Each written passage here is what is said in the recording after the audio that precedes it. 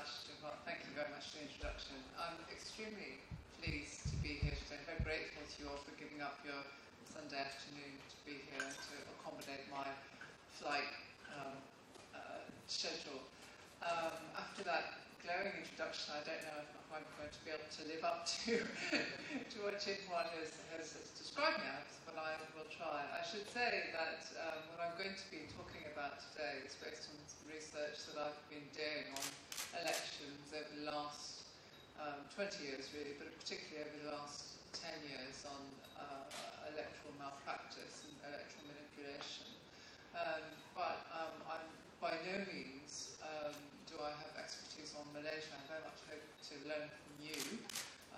But most of what I know about Malaysian electoral systems comes from having worked with Chinhuan on his PhD thesis and from various conversations I've had over the years with him and with other Malaysian people. But I certainly couldn't claim to tell you how elections should be run in Malaysia. That's for you to decide.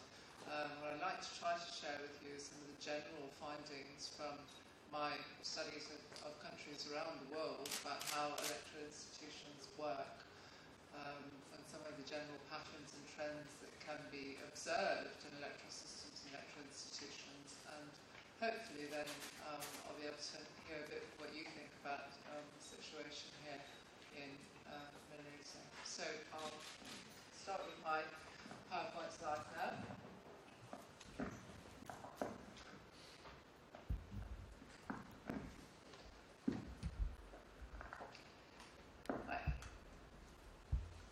We think of elections and democracy as going together. We think of these things as being so intimately intertwined that sometimes we don't even bother to distinguish between them. We think of democracy, that's elections. Elections, of course, that's democracy. But although elections are crucial to democracy as we understand it in today's world, certainly it is not the case that democracy is essential for elections. There have been many, many elections over the centuries that have been non-democratic, and most elections that have been held historically in the world have not been held in democracies. Indeed, most elections that are held, many elections certainly that are held today in the world are not held in democracies. And so there are a lot of elections that are undemocratic, and elections certainly were developed in modern history, at least from the European perspective, modern history, in non-democratic contexts, in originally Greece, but then they were much more developed in Rome, in the Italian city-states, in Britain before it became democratic, and subsequently in other parts of the world, long before any of those parts of the world became democratic, and in many of the former British colonies, former French colonies, and so forth, lots and lots of non-democratic electoral practices took place. Two representative bodies, but they wouldn't be described as anything what we might consider democratic elections today. So elections and democracy do not necessarily always go together. Elections are not necessarily democratic. I think you're aware of that, but I think it's worth pointing out. And the reason why it's worth pointing out is that elections can be really, really useful to non-democratic leaders. Elections can be the authoritarian's friend, because elections are very useful to authoritarian leaders and leaders of less than democratic states. Elections serve a lot of very useful functions. Elections can serve to communicate the agenda to people in authoritarian states. At the time of an election, there's an opportunity to explain the ideology behind the leadership of an authoritarian state, to communicate how great the leaders are, to talk about the state's accomplishments. It's a ritual opportunity to talk about the state and to try to communicate with people. It's also an opportunity to distribute resources to key people who really count, sometimes through patronage networks, through vote buying, through all kinds of other networks. It's a way of keeping the right people on board and making sure you pay off the people you need to pay off in order to maintain your rule if you're an authoritarian leader. So it's a very useful means of distributing resources. And the resources in some times of elections, we all know, sometimes it's money, sometimes it's posts and elected institutions. Other times it could be ministerial posts are even higher, and all kinds of different resources are distributed through elections. And also elections are a useful opportunity for leaders of authoritarian states to monitor the population. They can work out who the opposition is, for example. They can work out which areas support the opposition. They can work out what the opposition's tactics are. They can glean an awful lot of information about the opposition, about people who don't support them, about their own level of support through elections. So it's a monitoring opportunity. And elections provide a veneer of legitimacy, even when they are problematic. So elections in authoritarian, but also in sort of semi-authoritarian states, which make up a large proportion of the contemporary world, or semi-democratic states, as we might call them. Elections often are a way of communicating with the outside world, with the international community, that our country is democratic, or it's more or less democratic, it's pretty democratic, it's almost nearly democratic. It's nearly perfect democracy, as a matter of fact, because we have elections, and they're pretty good elections. And so it's a way of communicating to the outside world that a country is on the democratic path, even when the elections are flawed and when they have quite a lot of electoral malpractice. So that leads me on to the topic then of electoral malpractice. Now, electoral malpractice, this concept goes beyond simply fraud. Electoral malpractice is a broader concept that includes three main forms of manipulation. First is manipulation of electoral institutions, and I'll say a bit more about that in the next slide. Manipulation of electoral institutions involves the manipulation of the legal framework subtending elections. And manipulation of electoral institutions so as to bring them into odds with international standards of elections. Now, obviously, every single country in the world, including the most democratic countries, parties, leaders, politicians, groups will try to design electoral laws to their advantage. And it's not always electoral malpractice. In many cases, it's not electoral malpractice. But when elections are manipulated in such a way as the electoral institutions no longer conform to standards of democracy, then that can be considered electoral malpractice. And in a minute, I'll talk a little bit about what I mean in specific terms. The second main form of electoral malpractice is the manipulation of the vote. In other words, of the choice that people make when they go to vote. And there are two main ways in which the vote can be manipulated. You can manipulate what people really think by controlling the media, by manipulating what's in the media through various types of the black arts of slander. So you can say really horrible things about your opponent that aren't true, and make people dislike your opponent and your electoral rival. And all kinds of ways of manipulating the electoral campaign can make people think they like a party that if there was a completely open and fair campaign, they wouldn't necessarily support. So you can manipulate people's actual views, or you can manipulate the way they cast their vote, irrespective of their actual views, and you do this through two principal means: vote by, which is probably the most common, but also intimidation, and in some contexts, electoral violence can be used to intimidate people into supporting a particular political party or a particular candidate. So you can manipulate institutions, you can manipulate the vote, in other words, the choices people make, or you can manipulate the actual act of voting, and that's where fraud comes in.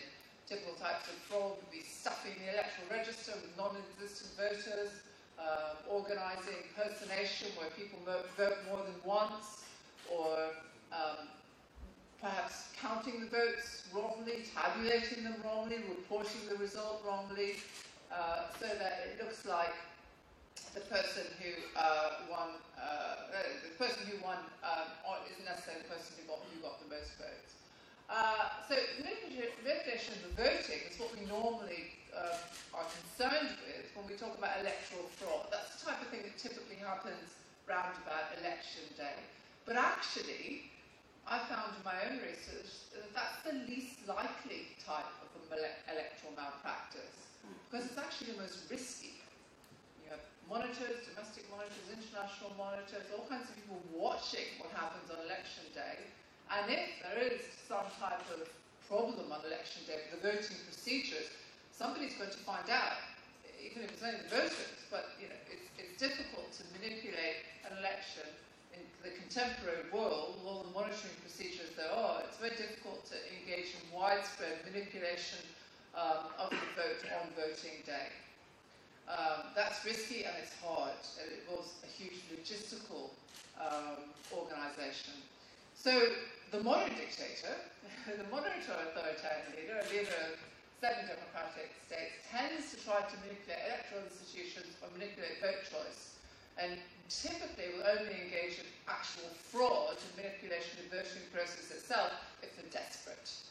And if they see, perhaps they could see on election day things aren't going their way, they say, oh, this is going really badly, we have to do a bit of fraud and misreport the results if we want to stay in power. But that's not generally the preferred form of electoral malpractice for most leaders. They would rather manipulate the electoral institutions or manipulate voter choice. It's much safer, and the international community gets much less exercised about that.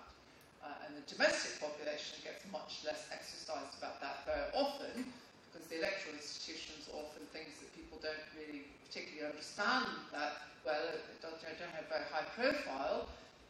Vote choice, so if you manipulate people's vote choice through vote buying, for example, then they may be quite happy to have a little bit of extra money on polling day in exchange for their vote. They're not going to go protest about that. And manipulation of the media, it's quite possible people wouldn't know, because they only know really what they see on television, what they read in the newspapers. If the media is manipulated, they're not necessarily going to be aware of it. So those are much safer ways of manipulating elections, and those are the types of election manipulation that are the most common in today's world. And so that's why I like to talk. I'm not going to talk about manipulation of the vote so much today, so I'm going to talk about electoral institutions. Electoral systems. The manipulation of electoral institutions, as I've said, is a very powerful way of maintaining power, maintaining control of a state, while at the same time retaining a certain amount of democratic legitimacy. Because if you manipulate the electoral institutions through proper votes in Parliament, do it all according to the procedures, it's very difficult for anyone to come in and say, well, what you've done is fraudulent or it's illegal, because it's gone through the various procedures it needs to go through. And typically, the institutions that make the laws are under the control of an authoritarian leadership, so they have the means of manipulating institutions. It's cheap. You might have to pay off a few members of Parliament occasionally, but it's much cheaper than buying a whole bunch of votes. And it can be very effective because people typically don't understand electoral institutions that well. And there are many, many different electoral institutions that can be manipulated, from the drawing of the constituency boundaries through to the registration process and removing elements of transparency from that process, for example, through to organising the polling stations. You might happen to put more polling stations in areas where there's a lot of support for the government, and fewer polling stations in areas where there's less support for the government, just the way the whole polling station arrangements are laid out in the law, or there are all kinds of ways of manipulating the process through which people get on the ballot paper, through which parties are allowed to register and formally become candidates, so individual candidates are allowed to register and get on the ballot paper. Or you can manipulate who's allowed to vote, all kinds of ways of manipulating the electoral institutions, or you can manipulate the way the votes are counted and converted into seats. And this is what political scientists tend to understand as the electoral system in a narrow sense, the way votes are counted and converted into seats. And the traditional sort of old-fashioned type of electoral system, which is the electoral system that we have in my country, the United Kingdom, also the electoral system you have here in Malaysia, it's probably one of the oldest electoral systems that is, and that's what we often call first past the post, with single-member constituency plurality electoral systems, where the territory of the country is divided into areas, and one person is elected from each area. Now, if you think back to when elections first started in the modern world, that made a lot of sense because interests tended to be geographically based. We had largely agrarian societies, societies based on extractive industries. Then, one area grew wheat, one area grew tobacco, one area grew beans, and they had different interests because they grew different things, there were different types of communities, they had different needs. And so it made sense to have representation be geographic because so much of the economy was based on geography. And also because of transport and communication technology, you had to physically put someone on a horse and get them to ride to the capital city and say, well, this is what my people think. Because that was the only way of communicating what people in different parts of the country thought, what their problems were, what their issues were. It was actually physically send someone to the capital city. They didn't have telephones or the internet, they had no Skype. And so it made a lot of sense to have territorial organisation, geographically based representation there. However, in the late 19th century, a lot of people following the Industrial Revolution began to wonder if that really made sense in the more industrialised world. And they realised that interests in the industrialised world weren't really very geographic anymore. They're much more based on different sectors of the economy, on class, different groups and so forth, all kinds of different things. And they began to be represented by political parties. So in the modern electoral systems, we have political parties representing all kinds of different interests. Geographic-based representation doesn't really make so much sense. And so that's why in the late 19th century, a lot of countries started converting to proportional representation electoral systems, which are currently the most common form of electoral system in the world. And that's where each party competes, people vote for political parties, and then the number of seats that the party gets in the parliament are in proportion to the number of votes that party gets. So if the party gets 40% of the votes, it gets 40% of the seats in the parliament. And so this is a system that is much fairer to parties, whereas first past the post, you could say it's fairer to areas, to constituencies, basically. And then there's also mixed electoral systems that developed after the Second World War, which combine first past the post system, which gives geographic representation, and a proportional representation system, which gives party representation. And there are different ways of combining those, and some of them deliver quite a proportional result overall, so you have sort of the best of both worlds. Now, all of these are considered democratic among most international legal experts and international scholars, although there are a lot of experts who don't really think first past the post is a very good system, but they're still considered within the democratic fold, I think for largely historical reasons. I think when people set out to design electoral systems today, and a new country is formed, they almost never choose first past the post because it's not considered as democratic as some of the alternatives, but it's still, I think for historical reasons, considered an acceptable democratic system. However, I would argue, to have shown in some of the research I've done, that first past the post is actually a lot easier to manipulate, and it's a lot more convenient in authoritarian and semi-authoritarian systems than some of the alternatives, because it's a winner-take-all system that magnifies the power of whoever wins in a given place. So if you have, say, 40% of the votes in your constituency, you win, nobody else has 40% of the votes, everyone else has 30, 20, 10%. Then on the basis of 40% of the votes, you've got the seat, so you've got 100% of the seats of the one seat. But if you do that in 10 seats, you can have 40% of the vote, you can have 40% of the vote in each of 10 seats, and win all 10 seats. Win 100% of the seats on the basis of 40% of the vote, because none of the other parties had that much. And that's what happened actually in the place I live, in the London borough of Hackney, which is a part of London, where we just had an election in May, 2 months ago, and there was one party that got about 40% of the votes, and they won 90% of the seats. So that's the problem with first past the post, that it magnifies the vote share of substantial large parties that have a substantial amount of support. It's not fair to political parties. In the London Hackney, it's not too much of a problem, because if people don't like living there, they can go a mile over the border to the next borough where they have a real different political party. So it's not that much of an issue, but obviously if that type of result happens in a country, then it is quite problematic, which is why a lot of countries don't really think first past the post is a very good electoral system, because it's a winner-take-all system that magnifies the support of particular political bodies. It also is a system in which manipulation of electoral institutions is very commonly practiced through manipulation of constituency boundaries. And there's various different ways you can do this. One way of manipulating constituency boundaries is to engage in what's called gerrymandering, which means drawing the boundaries of constituencies so as to maximise the efficiency of the distribution of one particular I'm getting ahead of myself here. Yeah, one particular group. So, if it makes sense for one party to can win on 40% of the vote, you draw the constituency boundaries.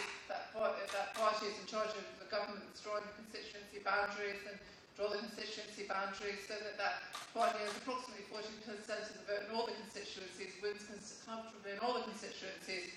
And other political parties may have substantial vote across the country and not win very many seats at all. And so the drawing the boundaries is a very common way of manipulating constituencies so as to benefit all parties. It's very commonly practiced in, for example, the United States in today's world, manipulating constituency boundaries. Another way of manipulating boundaries is malapportionment, which means giving very unequal numbers of voters in different constituencies, and that is outlawed by constitutional amendment in the United States. It doesn't happen there, but it happens in a lot of countries. For example, recently I was working with some people in Bahrain who told me how a Sunni minority of Bahrain that rules over a Shia majority, the Sunni minority manages, through manipulation of constituency boundaries and malapportionment, to put so many Shias in one constituency that they only get one seat, and then only a few Sunnis in another constituency, they also get one seat, so the Sunni minority manages to get a majority in the elections. And another technique that's used in Bahrain and other places is manipulating who's eligible to vote through giving out citizenship to people who are going to support the government. And that also was practiced before the recent referendum that the Russians held in Crimea, where the Russians, they called the referendum on very short notice after having occupied the Crimea illegally, and started giving out Russian citizenship to lots of people. And so, lo and behold, those people then voted to make Crimea part of Russia. And so this is a third technique for manipulating who votes and the boundaries in which people vote. And all of this is possible. It makes more sense in a first-past-the-post system. And the reason why it makes more sense in a first-past-the-post system is that you only need to shift a very small number of votes to change who wins in a given constituency. Sometimes as much as a few dozen votes. Just enough to get over that little threshold in one small constituency, and you get the whole seat. Now, if you have proportional representation, then, it depends. To change the distribution of seats, you need to increase it from, say, 40% to 42%. 2% of the entire country, the entire electorate, is a lot of people. Whereas, say, 2% of just one constituency, there's many fewer people. And so the fact that you only have to shift a few votes strategically and a limited number of constituencies to considerably alter the electoral outcome means that electoral manipulation is much more efficient in first-past-the-post systems. And you're much less likely to be caught because you only have to shift typically a small number of votes if you do it intelligently. Sort of smart electoral malpractice can be done very efficiently with very limited resources and only shifting a small number of votes to gain quite a considerable number of seats, and it's combined with a little bit of institutional manipulation as well. And so this is another reason why a first-past-the-post system is much more likely to lead to electoral malpractice. Not only are there opportunities for manipulating the constituency boundaries, but it's also much easier to engage in all kinds of other types of electoral malpractice, because you have to shift typically a small number of votes to change the outcome. The third reason why first past the post electoral system is more likely to lead to electoral malpractice is that when you think about who has an interest in the results, it becomes obvious that each candidate has a very strong interest in the result in their place. And their place is someone they probably know the people, they have networks, they have friends. And what do they do with their networks and their friends? They try to manipulate them, very often to try to get their support through buying their vote or promising they'll do things and they get elected and so forth. Because they have that dense network and because the high stakes for them personally in that one particular area, which is their area, they have a huge incentive to engage in patronage politics, money politics, whatever they have to get elected. Whereas in the proportional representation system, if you're working to get elected, you're working to get your party elected. You may or you may not, as an individual candidate, benefit from the outcome. You don't know, because you don't know exactly who from your party is going to be elected. But you're working also in the whole country, because what matters is the vote from the whole country, not just your particular area. And so individuals have much less incentive to cultivate a personal vote, to vote for them as an individual, because people don't vote for individuals, they vote for a political party. And so they have more of an incentive to work together in the interest of the party and promote the party's policies and promote what the party stands for, its ideology, its beliefs and so forth, rather than them as an individual, because they don't really stand to gain very much from promoting themselves as individuals. If anything, they just gain a few votes, which isn't going to benefit their party that much.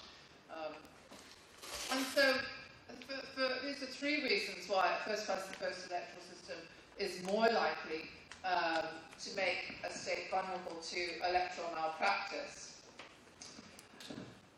So I've talked a bit about electoral systems. I'd like to then talk about people. As we all know, free and fair elections are necessary for genuine democratisation, further democratisation, and electoral procedures in all countries in the world are changing all the time. So in my country, they're currently making electoral reforms to try to reduce the amount of electoral fraud. The problem with postal vote fraud in the UK, and they're introducing measures to reduce that. And so all countries all the time are perfecting their democracy and further democratising by changing their electoral systems. And in addition to changing the electoral system, I think it also is necessary in many contexts to change the way people think about elections. That people really need to be prepared to lose power and to play the role of holding the opposition to account, in addition to always winning power. So, in a winner-take-all system, this promotes the idea that it's win or lose. You either win and you have everything, or you lose and you have nothing. And that's the mentality, very high stakes. Whereas in a proportional representation system, a system that involves more power sharing, you don't win or you lose, you win, say, 40%, or 50%, or 30%. Very often you have to share power with other people, you have to make compromises, you have to be prepared sometimes to be in opposition, to hold the other party to account, knowing that next time you'll come back into power. So again, I think the proportional representation solution, where it's not win or lose, is much more conducive to perfecting democracy in states that practice elections, because it promotes a mentality of compromise and sharing power, rather than promoting a mentality of either we win completely or we lose completely. Okay, I'll move on. We've talked about systems, institutions, and talk about people. I'm talking about dancing now. Sunday afternoon, entertain you a bit. No, that's a joke. But there's a process that I've found in some of my most recent research that I've termed the electoral tango. I'll explain what I mean by that. And the basic idea is that elections often have to get worse before they get better. So one step back, two steps forward, like in a tango. Hence the term electoral tango. And the reason why I think this is a quite common pattern in today's world is that unlike, say, 100 years ago, most states in the world now, electoral rights are guaranteed on paper. they're guaranteed in constitutions, they're guaranteed in laws. Most countries in the world have elections on the basis of universal franchise, they allow multi-party competition. There are still some states that don't allow multi-party competition, don't have universal franchise, but they're increasingly few and far between. More and more states are opening up their electoral procedures and guaranteeing paper democracy, paper free and fair elections. All the rights, the electoral rights that people fought for over the centuries and over the decades, in the 20th century, the 19th century, to get the vote, and then to be allowed to compete, to be allowed to form opposition parties in many countries. That's all happened. They have the rights. They have all the rights on paper.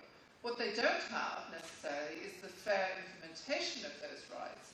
So it's a very different situation from the situation we had in most countries 100 years ago, when people didn't have the rights at all.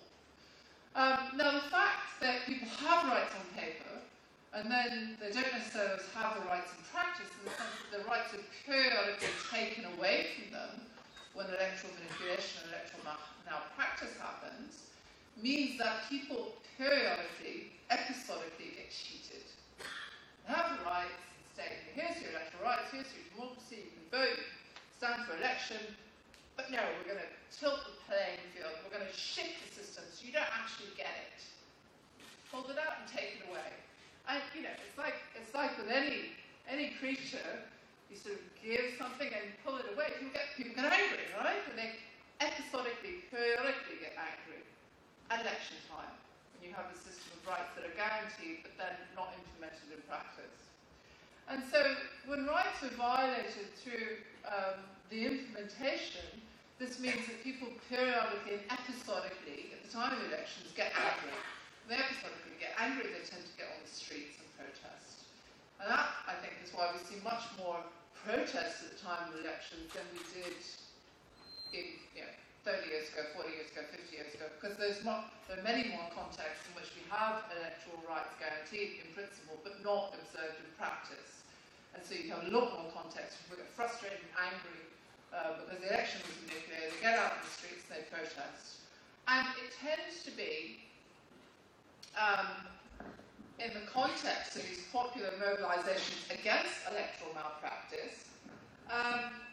This is an opportunity for change and for improvement in the quality of elections, but these opportunities tend to come out when you have two circumstances that are combined. Firstly, elections that are poor quality to begin with some problematic aspects to the elections to begin with, that people know about and are concerned about. And secondly, when the election gets worse. So elections have been going on and sort of, bubbling along, not perfect, not completely bad for a while, and people grumble and are aware of the problems, but then they get worse. So this isn't the context, for example, in, say, the United States. And this, it took me a while to work this out. I was very puzzled, but after the elections, the presidential elections in the year 2000 in the United States, when there was clear instances of electoral malpractice, why people didn't get out on the streets and protest, why people didn't form social movements, why there was no mass mobilisation. I was very puzzled by this, and I thought about it, and I thought, well, electoral institutions just aren't, they're not on the horizon, they're not on the political horizon, at least they weren't then, they are more now. They're just people, they're not in people's consciousness, they're not something that people have become angry about over generations and years. And so they're not something that people are going to go protest about, because it was a fluke in a lot of people's eyes. They just weren't aware of a lot of the problems that had actually existed for a long time in many states, such as Florida and Louisiana, some other states that are known for having problems with their elections. But it wasn't in the popular consciousness, and so people didn't relate the electoral malpractice to their own personal everyday problems and concerns. That's why they didn't get out on the street and protest. That's my interpretation.